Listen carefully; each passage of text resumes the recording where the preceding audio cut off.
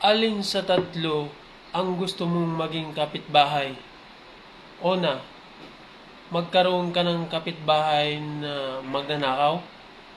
Pangalawa, magkaroon ka ng kapitbahay na isang babaero at manyakol. Pangatlo, magkaroon ka ng kapitbahay na isang aswang. Ha? Alam ko yung pipiliin mo yung aswang. Kasi yung aswang ay hindi mga aswang ng kapitbahay.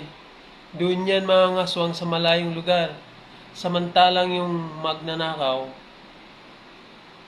babaerong manyakol, ay harap-harapang gagawa yan. Diba? Amazing!